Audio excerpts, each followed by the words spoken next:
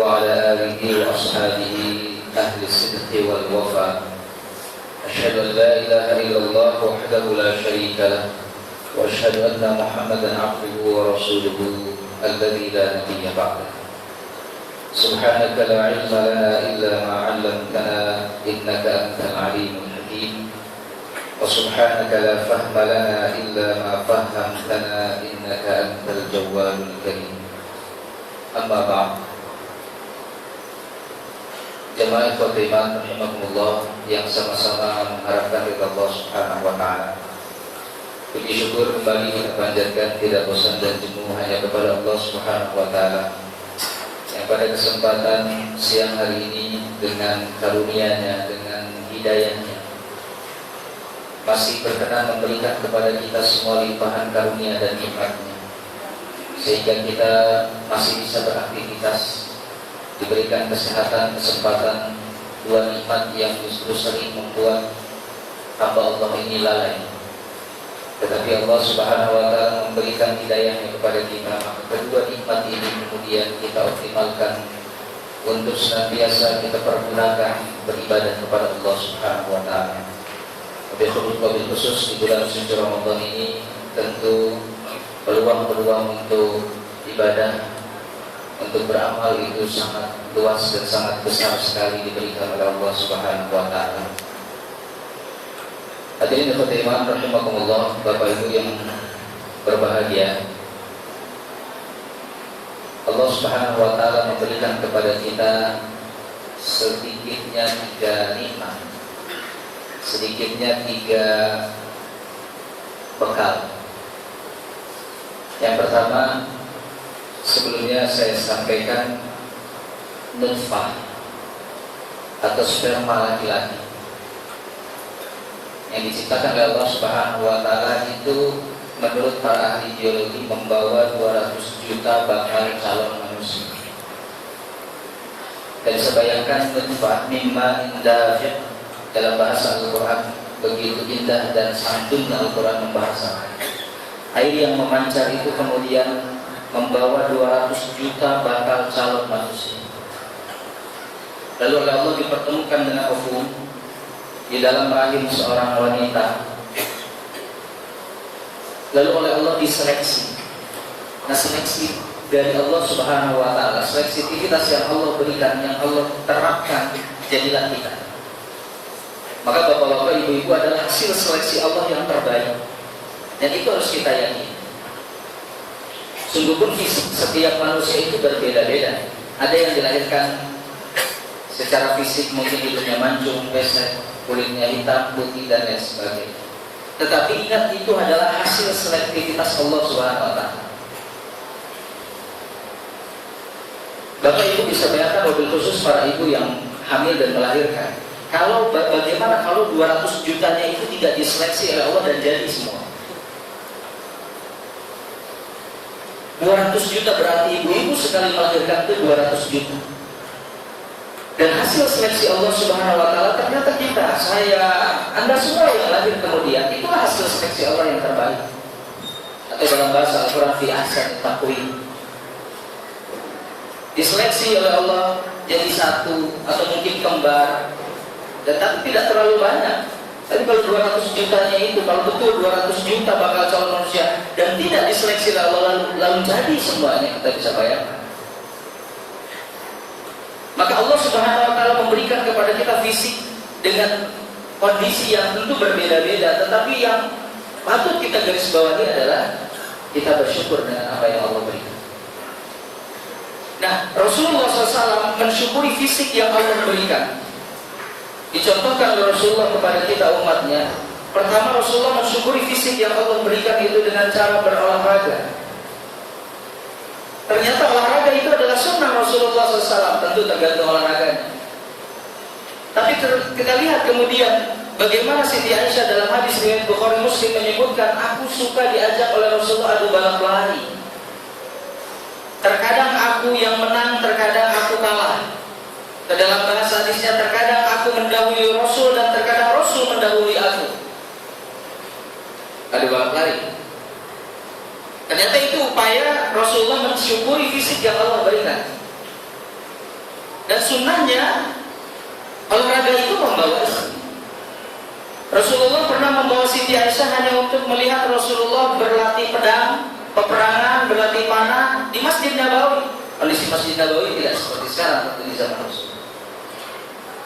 Nah, sunnahnya Bapak Ibu, olahraga itu bawa istri. Jangan sampai istrinya Ani yang dibawa Wiwi. Itu tidak sunnah. Sudah jelas istrinya Ani yang dibawa Wiwi. Dan para bapak itu ketika dia mau olahraga dan istrinya mau ikut, dia nggak jadi. Bapak mau kemana? Mau jogging, mama ikut. Nggak jadi ya? Tahu kan? Ya. Sunnahnya bawa istri, tapi dengan sesuaikan dengan olahraga. Rasul Aisyah kan seperti itu, hadis Sahih Bukhari Muslim. Kapan Aisyah engkau mendahului Rasul? Saat Rasulullah fisiknya sudah mulai melemah, Rasul manusia. Dan kapan Rasulullah mendahului engkau? Saat fisik Rasul memang sedang kuat-kuat. Awal pernikahan beliau dengan Siti Aisyah. Yang pertama. Yang kedua, Rasulullah mensyukuri fisik itu dengan cara pola makan, menjaga pola makan. Inilah yang kemudian nikmat dibalik saum. Kan kata hadis Rasulullah SAW menyebutkan bahwa sumber penyakit itu ada di perut. Perut itu tempatnya makanan. Maka Rasulullah tidak pernah sakit diakibatkan oleh makanan.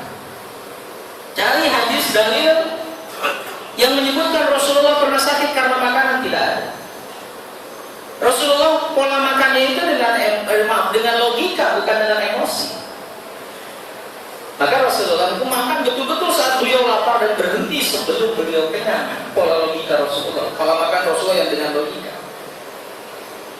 Berbeda dengan kita, mungkin belum lapar udah makan, belum muntah belum berhenti. Maka tentu sumber penyakit itu datang. Coba kolesterol dari mana? Makan. Asam urat, pola makan. Rasulullah tidak pernah. Maka pola makan Rasulullah itu betul-betul dijaga. Itu yang Rasulullah terapkan dengan saum. Ya. Kan enak. Bapak, Ibu bisa merasakan nikmatnya saum dengan nikmatnya tidak saum gitu. Kondisi fisik itu seperti apa? Lain, Pak. Itu Rasulullah SAW mencontohkan bentuk mensyukuri nikmat fisik yang Allah beri. Yang ketiga, bentuk mensyukuri nikmat fisik yang Allah berikan kepada Rasulullah itu Rasul menjaga kebersihan. Kata Siti Aisyah dalam hadis, Rasulullah itu kalau mau tidur fisiknya bersih, wajahnya bersih, tangannya bersih, kakinya bersih. Karena Rasulullah kalau mau tidur itu selalu wudu. Jadi wudu itu ada yang merupakan syarat sah ibadah, tapi ada wudu yang kemudian menjadi sunnah saja. Imam Bukhari, Imam Muslim ketika ingin menulis satu hadis, beliau wudu. Kenapa? Ada perintah dari Rasulullah SAW, perluaslah cahaya dari anggota-anggota tubuh, anggota-anggota wudu kalian.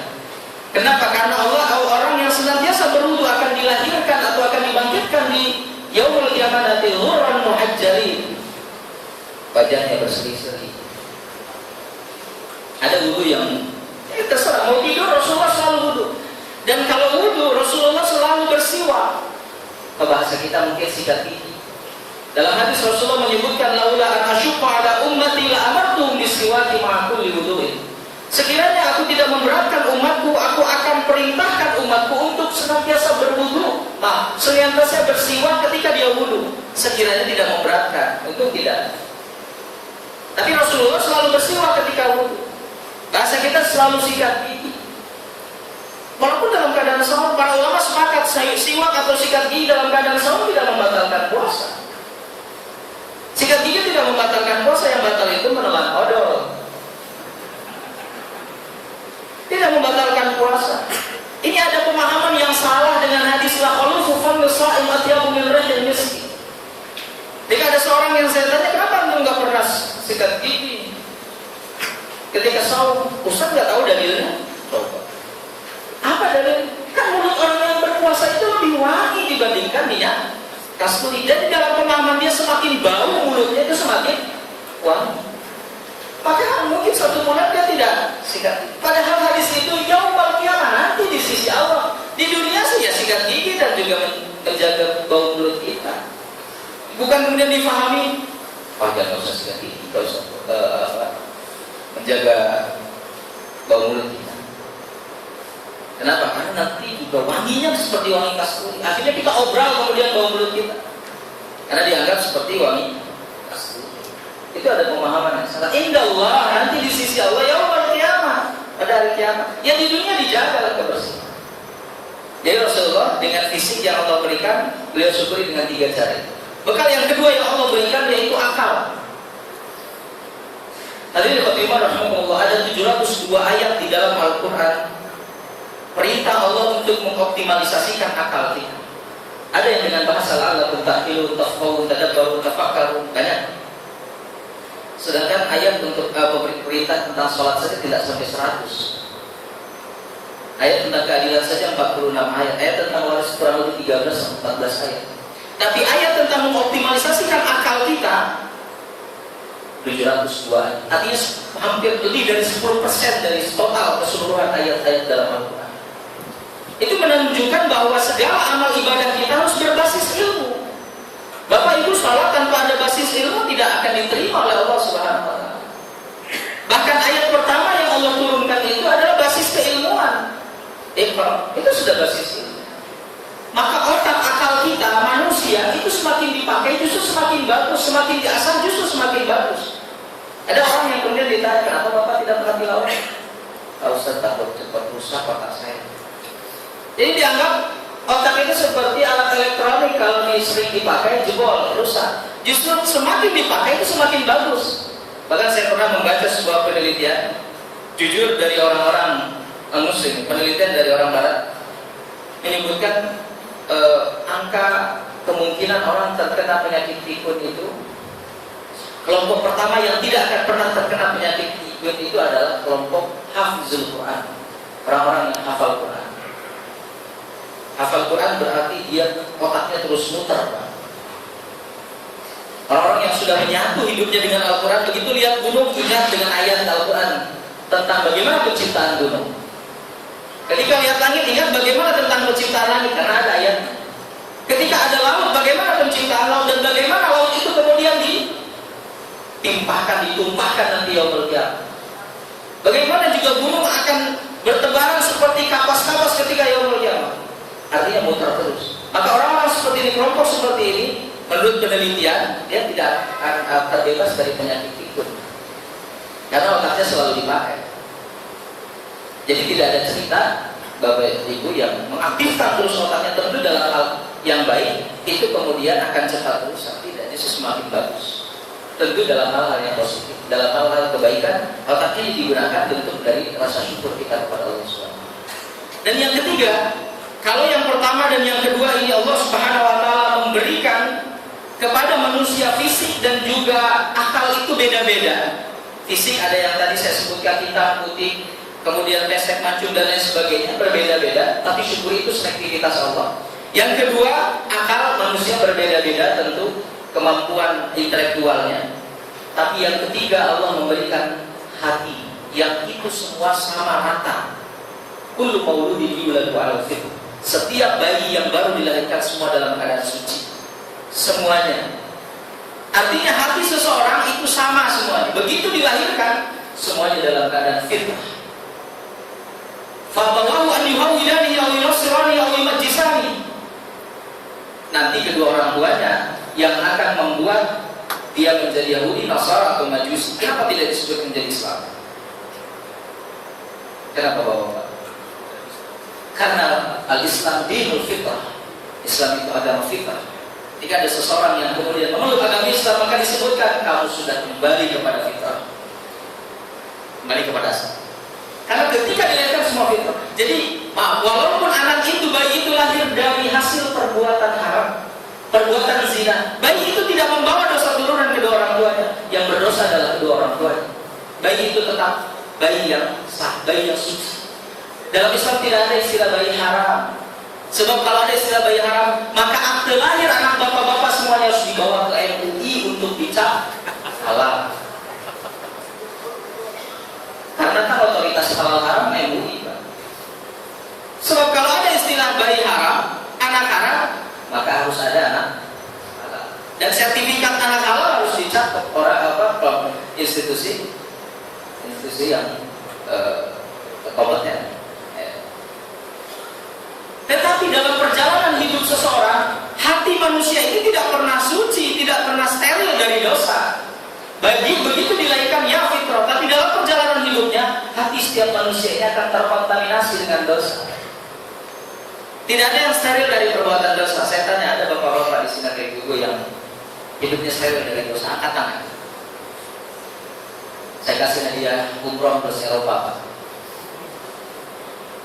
Saya berani ngasih itu karena memang tidak akan ada yang angkat tangan. Nah, kalau ada yang angkat tangan, maka itu adalah dosa bapak yang pertama, so suci. Tidak ada. Saya semuanya pernah melakukan perbuatan dosa. Itu kita akui. Hati kita tidak pernah steril dari perbuatan dosa, terkontaminasi. Makanya oleh Allah Subhanahu Wa Taala kemudian disediakanlah sarana untuk penyuci, yaitu ibadah. Kata Imam Al-Ghazali, seluruh ibadah yang Allah perintahkan kepada hambanya itu sebenarnya untuk penyuci. Tazkiyatun nafs tujuannya. Sholat ke sholat jadi penyuci, jadi pembersih. Wudu ke wudu jadi pembersih. Umrah ke umrah jadi pembersih. Ramadan ke Ramadan atau saum ke saum jadi pembersih. Haji ke haji jadi pembersih. Semuanya jadi pembersih. Tujuannya tazkiyatun nafs. Maka jika hidup ingin berkah, jangan lupa selalu membersihkan hati kita, karena sadar bahwa hati kita itu tidak pernah steril dari perbuatan dosa. Sedang kemudian menurut Ibnu Al-Qayyim Al-Jauziyah ada dua kelebihan minimal, dua kelebihan orang yang senantiasa membersihkan hatinya, atau dalam bahasa Al-Quran, qad aflaha man zakkaha wa qad khaba man dassaha. Orang yang bahagia, orang yang senantiasa menyucikan hatinya, jiwanya, dan rugi orang yang senantiasa mengotorinya. Ibnu Al-Qayyim menyebutkan bahwa orang yang suka menyucikan dan membersihkan hatinya baik dengan ibadah secara luas, zikrullah atau ibadah-ibadah seperti sholat dan lain sebagainya. Yang pertama, dia akan mudah mendoakan kebaikan bagi orang atau memaafkan kesalahan orang lain. Karena sadar bahwa dirinya juga banyak salah. Mudah mendoakan. Misalnya di sini ada Pak Agus namanya misalnya. Saya kasih contoh. Pak Agus itu sakit, dirawat di rumah sakit. Maaf kalau ada kesamaan. Sakit dirawat di rumah sakit, lalu oleh jamaah lain ini kemudian dijenguk ke rumah sakit. Ditanya, Pak Agus sakit apa? Ya, sakit tipes, bapak-bapak. Gak apa-apa, Allah Maha menyembuhkan. Pak Agus apa adanya. Tapi sakit di sini, gak apa-apa. Itu adalah penggugur dosa Pak Agus. Karena kata Rasulullah, ketika kita sabar menghadapi ujian atau penyakit, maka kita akan menggugurkan dosa-dosa kita. Insya Allah, Allah Maha menyembuhkan. Pak Agus ini hanya ikhtiar saja di rumah sakit. Dokter itu cuma mengobati, yang menyembuhkan Allah. Orang yang mendoakan Pak Agus ini hatinya bersih, mudah mendoakan kebaikan. Dan Pak Agus kemudian menjadi semangat, termotivasi. Ya Allah, teman-teman saya di kantor mendoakan, menjenguk saya, saya harus sembuh. Enak? Jangan sampai Pak Agus sakit apa? Sakit tipes. Sudah berapa hari?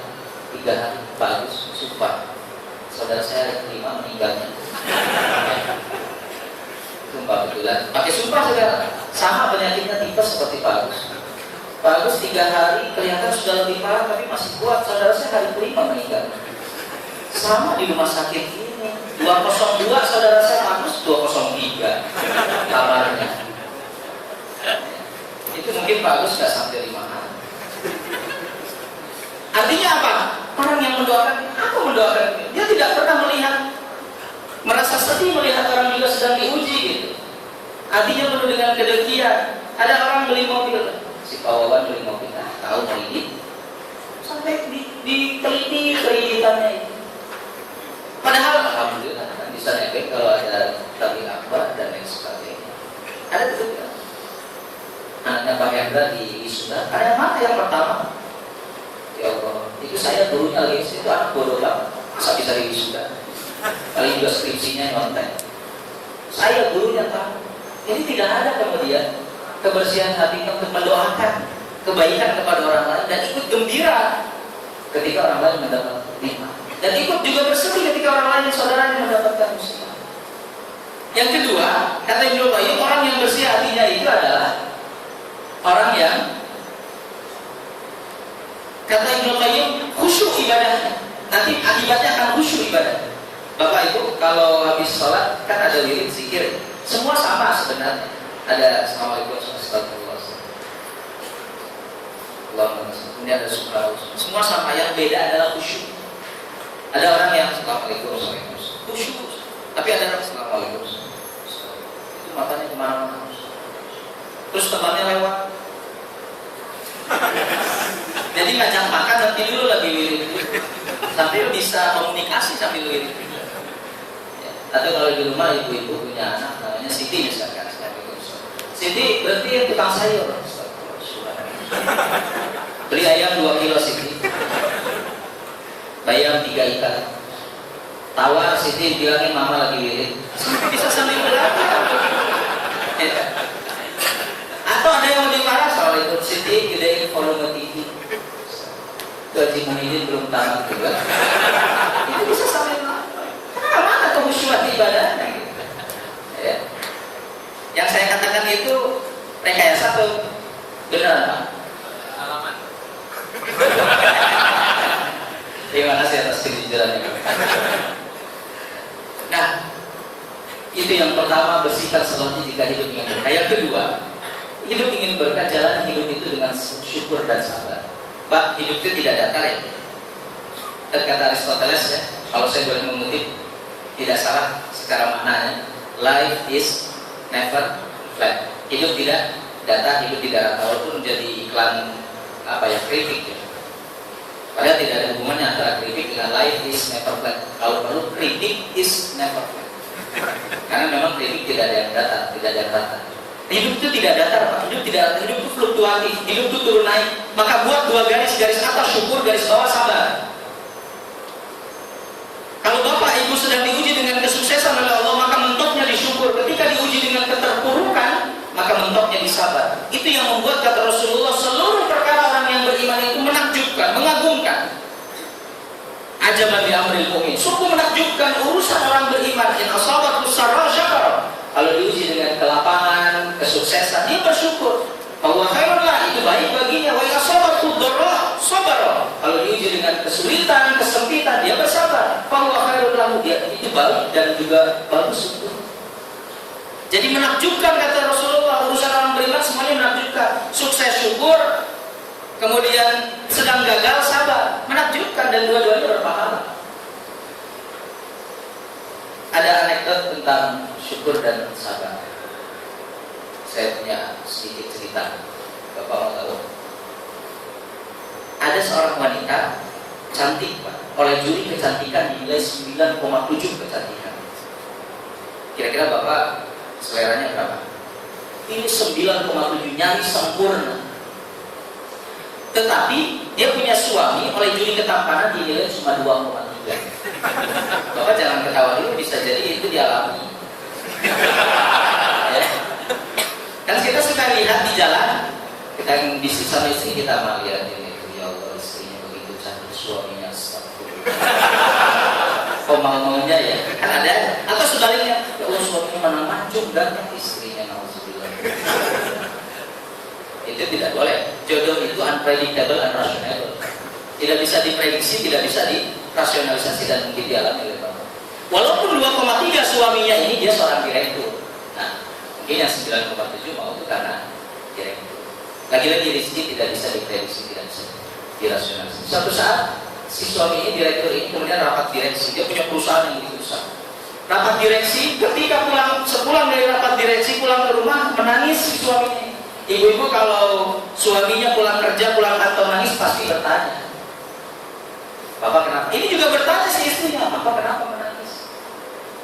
Tadi itu Bapak habis rapat, seluruh manajer bawahan Bapak semua datang yang terkait dengan rapat Bapak. Kenapa? Perusahaan kita rugi? Enggak, perusahaan kita semakin untung. Bahkan Bapak akan membuka cabang di luar negeri. Luar negeri mah biasa. Di luar negeri. Jadi semakin untung. Ya. Lalu kemudian kata istrinya, kalau semakin untung kenapa Bapak nangis pulang? Tadi itu Bapak rapat, seluruh manajer Bapak, seluruh direksi Bapak itu bawa istrinya masing-masing. Cuma Bapak yang istrinya gak datang. Oh jadi Bapak marah, jadi istrinya mulai pancing emosi. Bapak marah karena Mama gak datang? Bukan itu Mak. Lalu karena apa? Semakin penasaran. Begitu Bapak bandingkan seluruh istri para manajer, tidak ada yang secantik Mama. Ya 9,7. Pokoknya mama nikah, wah luar biasa. Pokoknya mama paling cantik. Ada yang mama datang pada saat rapat direksi, mama adalah Tuhan yang paling seksi. Kenapa mama ketawa? Nah, tanpa diduga istrinya itu menangis. Kenapa mama menangis? Pak, kalau papa menangis bersyukur karena memiliki istri dan imam. Ketahui nggak mama menangis karena bersabar memiliki Pak Bu, dua-duanya dapat pahala. Dapat, yang satu menangis karena syukur, yang satu menangis karena dua-duanya pahala. Ya, hidup itu seperti itu Pak. Kalau ingin berkah, jalani hidup dengan syukur dan sabar, karena hidup tidak ada yang datar. Bapak sekarang lagi sukses. Wa tilkal ayyamu nudawiluha bainan nas. Kata Allah, hari itu dipergilirkan di antara manusia. Akan ada masanya Pak. Akan ada masanya. Kita juga awalnya dari lemah, kuat, lemah lagi, meninggal, kata Allah dalam Al-Quran. Kan seperti itu, ada masanya, sunatnya. Yang kedua, misalkan contoh untuk menjalani hidup syukur dan sabar. Kalau bapak-bapak semua atau ibu-ibu mencari calon suami, saya kasih pilihan 2 calon, A dan B. A, yang pertama, anggaplah bapak-bapak ini wanita sedang mencari calon suami. Yang A, kaya, ganteng, pintar, tapi sayang dia pelit dan kasar. Rasulullah kepada istrinya tidak pernah memanggil dengan panggilan yang menghinakan. Mentang-mentang istri kita kemudian gendut, kita panggil Dut, tidak. Rasulullah selalu memanggil dengan panggilan yang memuliakan, menghormati. Siti Aisyah selalu dipanggil dengan panggilan Umairah, wahai pipi yang kemerah-merah. Jadi ada seorang jamaah kemudian menyebutkan, Ustaz, istri Rasul Siti Aisyah itu memang putih pipinya, memang putih kulitnya, istri saya hitam. Jadi saya tidak bisa panggil istri saya Umairah. Maka saya mengganti panggilan istri saya dengan warna ya Umairah. Ya. Jadi ada umainya Pak, tapi agar tidak enak terdengar namanya itu. Saya pikir itu bukan menghormati tapi menghinakan juga. Ya Umairah katanya. Ya. Ini kaya, ganteng, pintar, kasar, tapi kasar dan pelit. Yang kedua, sebagai bahan perbandingan, yang kedua, dia dermawan, lemah lembut sama istrinya, mama, saya, umi, ibu, lemah lembut. Kemudian dermawan, tapi sayang dia miskin. Dia kurang pintar dan agak malu kalau dibawa ke undangan. Tapi dermawan, Bapak, mama tuh capek ke pasar tuh, jalan kaki terus beliin motor. Mama mau beli motor? Beli mah, nggak usah pakai kredit, cash kalau ada. Iya kan dermawan. Pak, ini rumah musim hujan bocor terus, renovasi itu. Nggak usah direnovasi Pak, kita ratakan dengan tanah, kita buat 4 lantai kalau ada uang. Ini sudah dermawan Pak, tapi saya dia miskin. Beli kalau ada uang. Ya nggak apa-apa segitu juga. Kira-kira Bapak mau pilih mana? A atau B? Homben katanya C. Kebaikannya itu tergabung di C, baik, pintar, kaya, ganteng dan lain sebagainya. Ingat Pak, hidup itu tidak seperti apa yang kita inginkan, hidup seperti apa yang kita jalani. Seperti itu kan.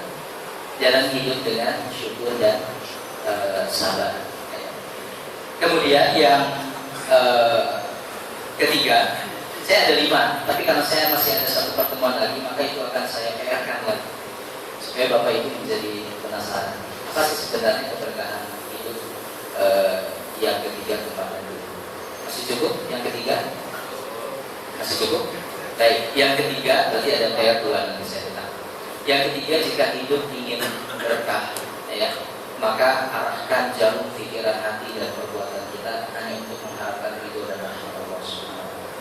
Pak Bu, Rasulullah pernah membuat sebuah pernyataan dalam hadis yang diriwayatkan oleh Imam Al-Baihaqi, Imam At-Tirmidzi. Hadis dari Abu Sa'id Al-Khudri, Rasulullah bersabda, "La yudkhila ahadakumul jannata 'amaluhu." Tidak akan masuk surga salah seorang di antara kalian karena amal ibadahnya semata.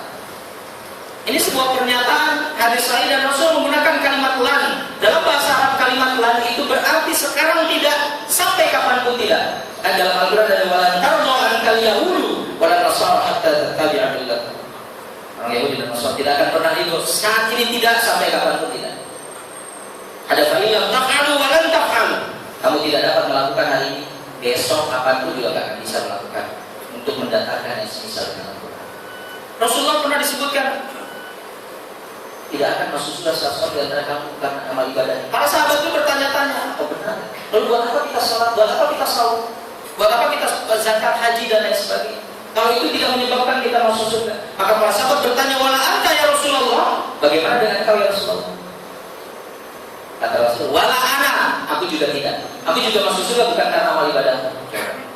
Rasulullah yang sudah jelas amal ibadahnya, kalau kita digabungkan amal ibadah seluruh hamba Allah di muka bumi ini saat ini untuk menandingi amal ibadah Rasul, tidak akan pernah terkati. Tapi bukan itu penyebab Rasulullah masuk Islam, masuk surga semata-mata. Rasulullah, saya kasih contoh. Pertama, dakwah beliau. Rasul pernah dakwah di Mekah, artinya awal beliau diangkat menjadi seorang Rasul, seorang Nabi, kemudian suruh berdakwah di Mekah. Apa yang terjadi? Ditolak mentah-mentah, ditolak habis-habisan, adalah di tanah kelahirannya. Dan yang menolak beliau, dakwah beliau adalah saudara-saudara beliau, paman-paman beliau sendiri. Lalu Allah memerintahkan Rasul untuk berdakwah ke kota Taif. Ini kan menjadi harapan besar bagi Rasulullah. Siapa tahu di Mekah saya ditolak, tapi siapa tahu di Taif saya diterima. Kan ada harapan. Jadi Rasulullah semangat. Ada bentuk harus hijrah ini beneran. Udah tersumbat di sini di Mekah, cari saluran lain. Suruh ke Taif, gembira. Sungguh pun jaraknya 150 km kurang lebih dari kota Mekah. Rasulullah semangat.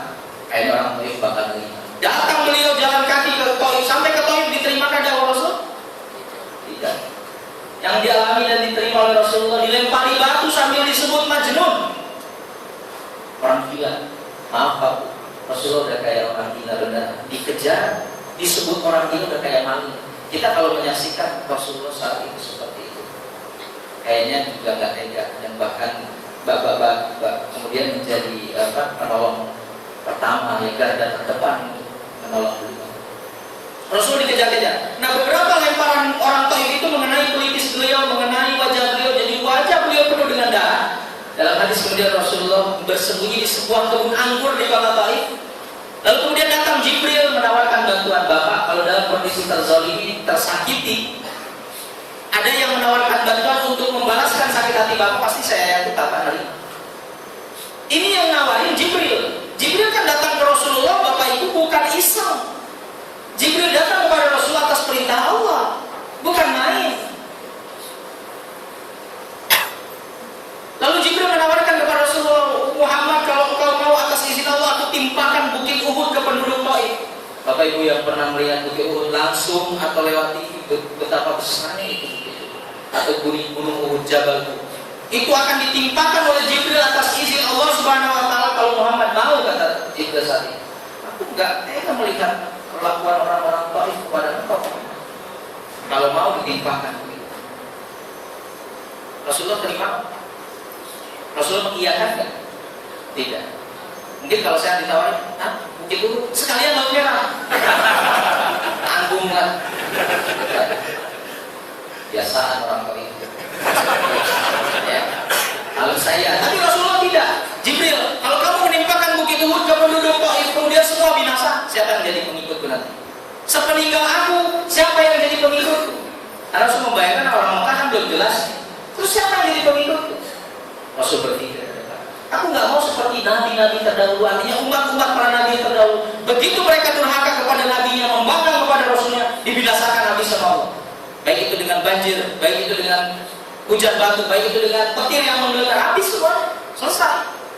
Aku nggak mau, kata Rasulullah. Maka Rasulullah menjawab dengan sebuah Allah, "Maghfirlahu fa innahum qaumul la yafqahun." Ya Allah, mereka itu kaum yang belum paham, ampuni mereka. Lahirkan dari mereka generasi yang saleh. Kalau saat ini belum diberi hidayah oleh-Mu ya Allah, generasinya kasih hidayah. Maka terbukti dalam Fathu Makkah, wa ra'aitan nasa yadkhuluna fi dinillahi afwaja. Orang-orang Taif juga ikut berduyun-duyun masuk ke dalam Islam, masuk ke Islam, dan Rasul tidak pernah nandain ente yang pernah lemparin anak batu, ente yang pernah caci makian dengan majnun, jangan nggak boleh masuk Islam. Tidak, semuanya dari Rasulullah. Buah dari Rasulullah.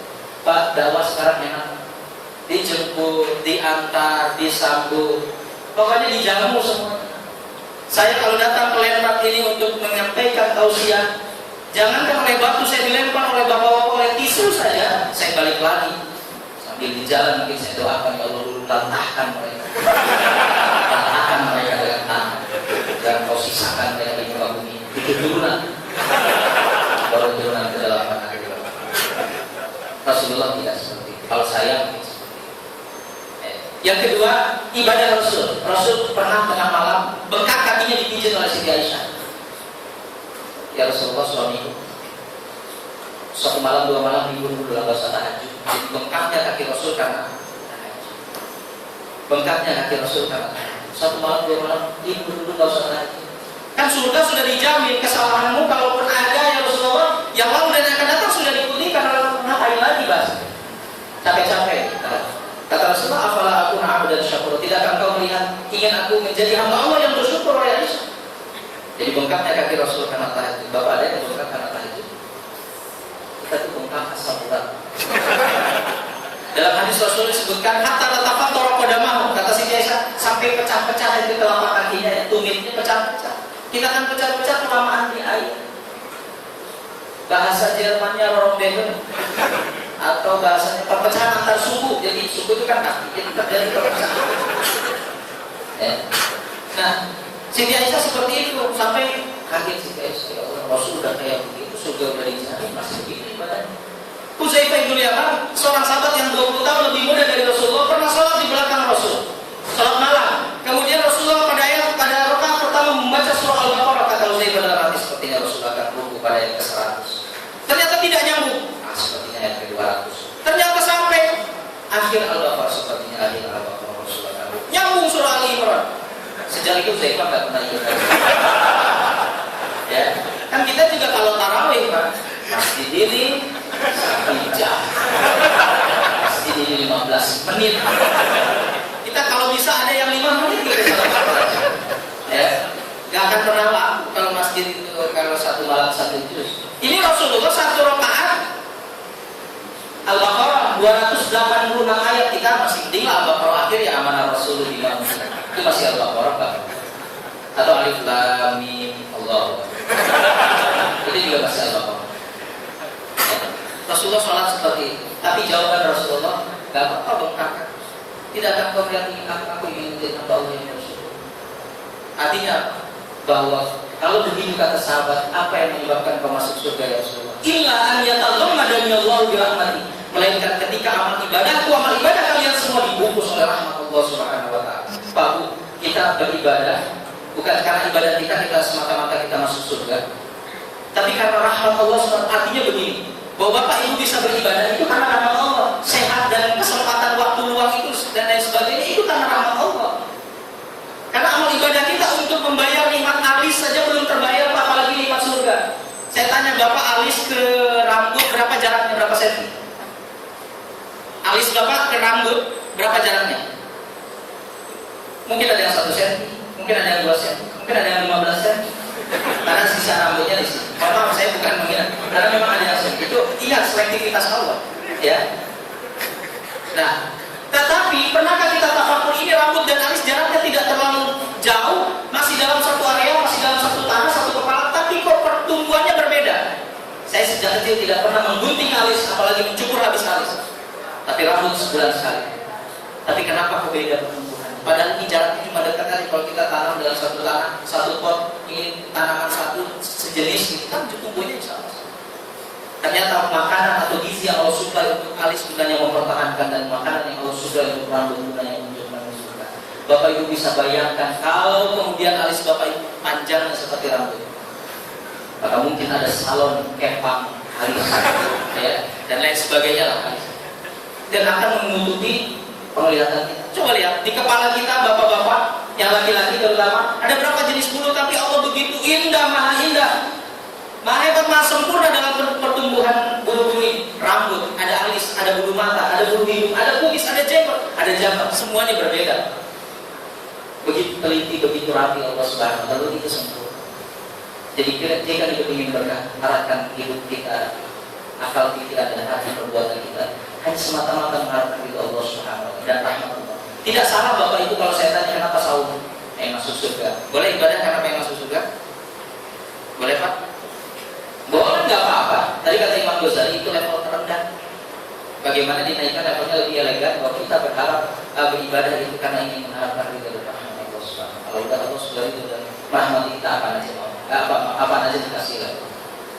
Jadi itulah rahmat Allah, kasih sayang Allah tak berujung, tak berhenti. Itulah rahmat Allah Subhanahu wa taala. Jika hidup ini berkah, yang ketiga, arahkan jarum pikiran hati dan perbuatan kita untuk sama-sama mengharapkan ridho dan rahmat Allah Subhanahu wa taala. Karena itu yang kemudian akan memilih kita masuk ke dalam surga Allah Subhanahu wa taala.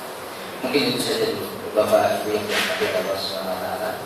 Masih ada satu pertemuan ya, itu hari Senin. Insyaallah dilanjutkan lagi nanti sambungannya, dan saya akan tanya minimal katanya kalau dalam keadaan sahur konsentrasi otak itu semakin meningkat. Jadi pertemuan kedua nanti saya akan tanya masih ingat nggak yang tiga itu? Kalau tidak ingat berarti banyak-banyak lebih banyak mendekatkan diri kepada Allah. Artinya kata para ahli, orang yang akan diwafatkan oleh Allah itu 3 tahun belakang terakhir itu akan diturunkan tingkat intelektual. Seperti pesawat kalau mau landing itu akan diturunkan kecepatan. Kalau bapak ibu sudah agak lupa di rumah, misalnya bapak memanggil anaknya, Bayu, sini Bayu apa pak? Bapak lupa, kamu silakan, udah kamu sana. Nah apa ingat Bayu sini? Nah itu semakin sering mendekatkan diri kepada Allah. Itu penelitian ya. Nah bapak ibu yang dirahmati oleh Allah SWT, mudah-mudahan ada guna dan manfaatnya, khusus bagi saya dan bapak ibu semua. Sebelum itu apa dan jawab? Tidak. Baik, cukup sekian yang bisa saya sampaikan. Mohon maaf jika ada kekurangan dan kesalahan. Dan itu dengan doa kepada Allah Subhanahu wa taala.